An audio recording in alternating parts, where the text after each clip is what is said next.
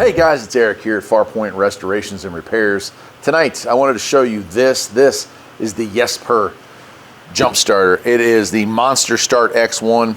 The reason that I picked this up, the reason that I have this, is that there is a serious issue, and I'm going to make a video on this in another video. I'll talk more about it, but there's an issue with a lot of these lithium-powered jump boxes. As you can see, I have a couple. In fact, there's two more laying around here somewhere. And the name brands don't really matter, but the fact is they all suffer from the same issue. Well, this one does not. And so let me go ahead and open this one up. I'll unbox it and I'll talk to you about it. Right, so here it is, and it's a nice little unit. It probably weighs, I'd say probably 8 pounds maybe, give or take. And it sits well, it has a nice big carrying handle. Other thing I really liked about it was the gauge of the wire. You know, that is, let's see if it says here. Yeah, 4-gauge wiring. Right? Compared to, I doubt it even says, but here on our lesser expensive one here, 8-gauge, right? So you're looking at a huge difference in the thickness. I mean, right? And so transmitting of power, you're going to overheat these a whole lot quicker.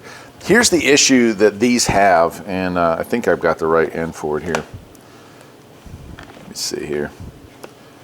Yeah, let me go ahead and plug this in. Now this is charged up. You can see it come to life, right? 75% charge. As you can see, even though it's powered up, it's not lighting up. And this is why these chargers that you've come across that are less expensive, that are lithium based, are garbage. They're not, I mean, they're better than nothing, but honestly, oftentimes they're nothing. And here's why. These units look for voltage. When you hook up your battery cables, it's looking for some kind of voltage, 4 volts, 5 volts, 6 volts, whatever the heck it is, and you're not finding it.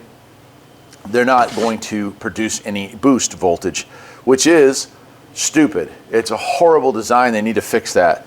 Well, this unit doesn't suffer from that. We'll go ahead, I'll turn it on. You press the button and you can see our power come up.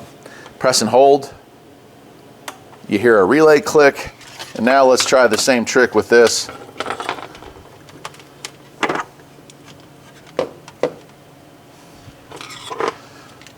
And we have voltage, right? That is such a huge difference and such a game changer. What if you have a dead vehicle that doesn't even have a battery in it and you want to move it around your property? These would not work. They don't work. So for a mechanic, this is the type of tool you're going to want to get. This thing's 12 and 24 volts, capable of starting pretty much the world at 24 volts, and it's super high amperage. Let me take a look at the manual here for it. The Monster Start X1 recharging. So it does come with 2 ways to recharge it. It has quick charge. You can plug it in here with a regular round cabling and you can charge it really quickly. It also has USB-C charging, so if you want to charge it a little slower, you also can do that. And it has USB-A outputs as well, so you can use it kind of as a power box if you want to. Okay, you ready for this? Peak current is 6,000 amps. 6,000 amps. That will start anything. Now let me show you something that I have here that's a conventional. There we go. I've had this thing forever. What is the brand of this? I can't remember. It's like Schumeiser. It's the XP400, right? This is a conventional lead acid jump box. It's made for small equipment. Lawnmowers, things of that nature. Maybe, yeah, pretty much lawnmowers, honestly. ATVs, motorcycles, that kind of thing, it's okay. 400 amps, co-cranking amps at max. That's maximum. And it never seems to be that actual output. 6,000. And I would say that weighs maybe a pound more than that. And this also has thinner gauge. What gauge is this? This is, oh, that one's rubbed off. Let me see on this side. Maybe it shows. 8-gauge, right? 6-gauge, 8-gauge, and this was like, what was it, 12-gauge, something like that. So there you go. It's not a terribly long video, but these people reached out and asked me if I wanted to review this item, and I asked them the follow-up questions that I should have asked when I bought this or this. Now this I've had for 20 years, so we can't really blame it for not working well anymore.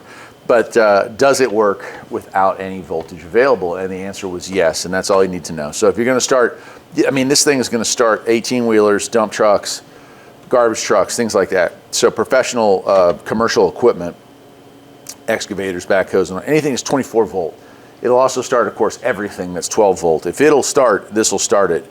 If the battery's dead, it'll start it. If the battery is missing, this will start it. And like, I got a bunch of project cars out on my property that don't have batteries in them. Why would I have a battery in something that it may be 4 years before I get around to restoring?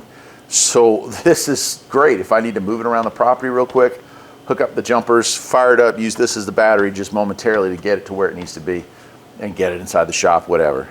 So that's pretty awesome. I'll leave a link to where you can get one of these things. If you're gonna spend the money on one of these jump starters, get one that has this capability, okay? Till next time, my friends, take care.